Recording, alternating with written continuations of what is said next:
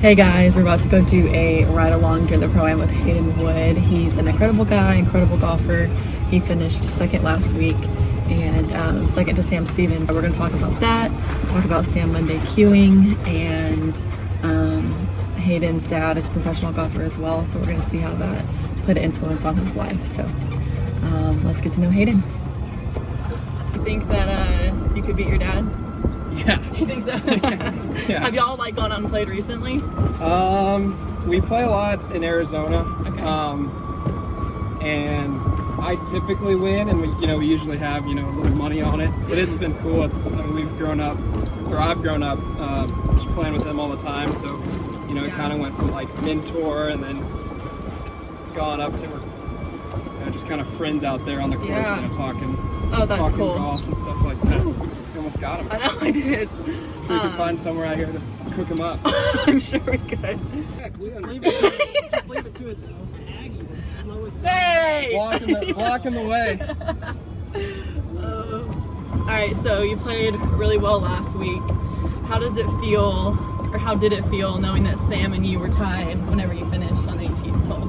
Yeah, I had a good round going. I was playing really well. It was windy. And I made an eagle on 13 and then a birdie on 15. And I saw you and Luke. Yeah, I was like, okay, It's always a sign. Something must be going. I'm a couple groups ahead. I was playing the best in my group, so I was like, okay, I must be pretty close. So I checked on the. I looked at the leaderboard and saw where everything was. I no regrets with any of the decisions I made.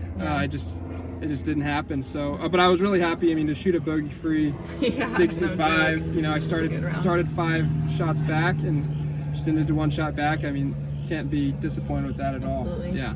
And Sam Monday queued yesterday, so. Yeah, it's been a long time coming. He's played so good out here.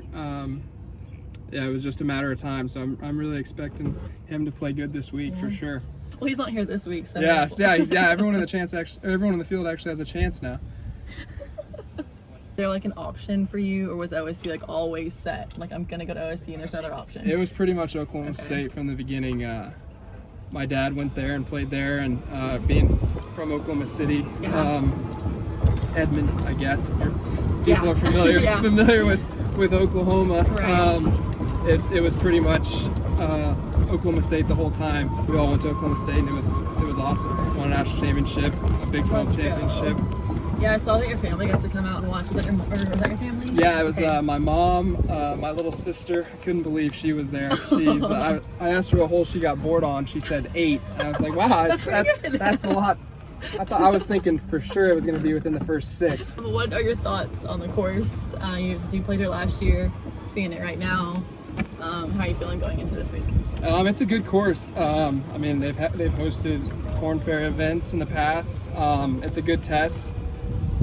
You really have to, put your ball in position, and that's the most important part. There's a lot of dog legs. You can, I got in trouble last year hitting it not, either not far enough into the dog leg or too far through the dog leg. So you really have to be in position off the tee.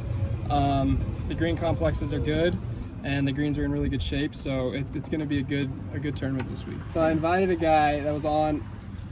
His brother was on the OSU team, and he had played on the OSU team beforehand, and he played at Oak Tree. And I used to kind of follow him around when I was a kid. So I invited him to my birthday party. He texted his brother and was like, hey, why don't you come to his birthday party? It'd probably mean a lot to him. And it ended up the whole team came. I was, blown away, I'm sure, like a pig in mud. So happy. All my friends were like, oh, this is so cool. Ricky actually, he gave me a 64-degree wedge, which my dad didn't like because, didn't want you hitting the 60. It went straight up in the air. It went 25 yards max when I'm 12 years old. It was pretty cool, though. It meant a lot to me growing up. You still have it, don't you? Yeah, it's half the size as it was when he gave it to me because we cut it down. But yeah, I still got it. I know. See if we can get him.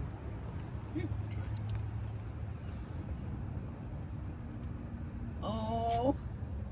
Yeah, get this on. I know, seriously, if we could get it in the cart. Watch this. So another thing I think that people don't really understand that aren't extremely involved in golf is how difficult it can be to progress and move up to the next level. So for someone that's in this position, how do you keep motivated and driven to keep trying to get there whenever, sometimes it can feel like, oh, what am I even doing this for, Yeah, that's a good question. You just have to kind of go into it, just trying to get better every day.